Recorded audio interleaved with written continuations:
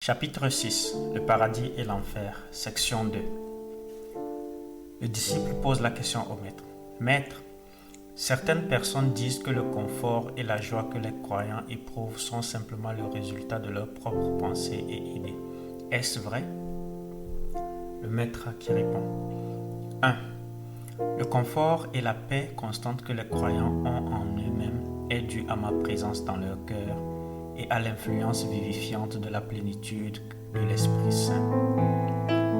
Quant à ceux qui disent que cette joie spirituelle n'est que le résultat des pensées du cœur, ils sont comme un insensé qui était aveugle de sa naissance et qui, pendant l'hiver, s'asseyait au soleil pour se réchauffer. Quand ils lui ont demandé ce qu'il pensait de la chaleur du soleil, il a vigoureusement nié qu'il y avait une chose comme le soleil et a dit « Cette chaleur que je ressens maintenant à l'extérieur vient de l'intérieur de mon propre corps et n'est rien de plus que le puissant effort de mes propres pensées. » C'est une absurdité totale que les gens me disent de quelque chose comme une grosse boule de feu qui prend dans le ciel.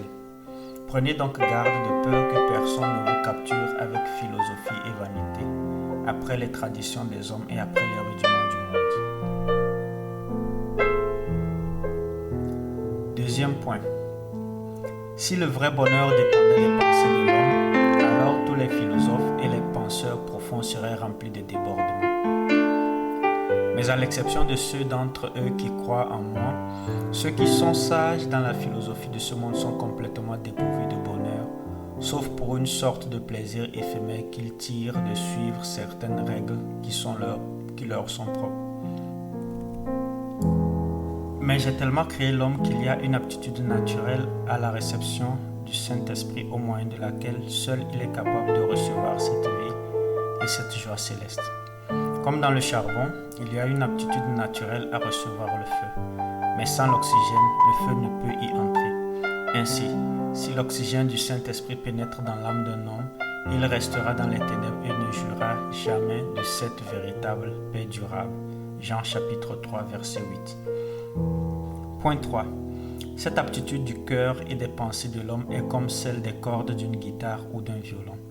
Quand ceux-ci sont resserrés et harmonisés, la musique la plus charmante est produite par le toucher du médiator ou de l'archet. Mais si cela n'est pas fait, le contact de l'arc produit seulement des discordes.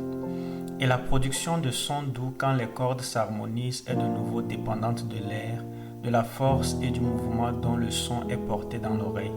De même, pour harmoniser les pensées et les imaginations des hommes, la présence du souffle stimulant du Saint-Esprit est nécessaire. Quand cela sera fait, il se produira des airs célestes et des harmonies joyeuses dans le cœur de l'homme et dans cette vie, comme au ciel. Le disciple qui repose la question. Maître, parfois je suis conscient que ma paix et mon bonheur ont disparu. Est-ce à cause de mon péché caché ou y a-t-il une autre raison qui m'est inconnue?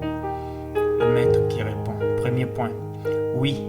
Cela est parfois dû à la désobéissance, mais de temps en temps, il semble que je laisse mes enfants pour une courte période, puis ils se sentent seuls et agités. Alors qu'ils sont dans cette condition, je suis capable de leur révéler leur être actuel et leur faiblesse totale, de leur enseigner que, indépendamment de moi, ils ne sont que des os secs, afin qu'ils ne puissent pas, dans un état constant de repos et de paix, oublier leurs conditions essentielles et, se considérant comme Dieu, tomber par orgueil dans la punition de l'enfer. De cette façon, ils sont formés et éduqués, et quand ils demeurent humblement en moi qui les a créés, ils jouiront du bonheur éternel dans les cieux. 2. Il arrive parfois que lorsque j'entre dans mes enfants et que je les remplisse de la plénitude de l'esprit, ils débordent d'un tel bonheur divin et de telle joie qu'ils ne peuvent pas supporter la gloire et la bénédiction qui leur appartiennent et tombent ainsi dans un état de faiblesse ou même inconscience. Car la chair et le sang ne peuvent hériter le royaume de Dieu, ni les choses temporelles, celles qui sont éternelles, jusqu'à ce que les hommes soient libérés du pouvoir de la vaine mortalité et élevés dans la gloire. 1 Corinthiens 15, versets 50, 53 et 1 Corinthiens 20. Alors ma volonté se fait Alors ma volonté sera faite sur la terre dans toute créature, comme cela se fait dans les cieux. Alors la douleur et la souffrance, le chagrin et le soupir, le malheur et la mort seront pour toujours éteints, et tous mes enfants entreront dans le royaume de mon Père, qui est la joie du Saint-Esprit, et ils régneront au siècle des siècles.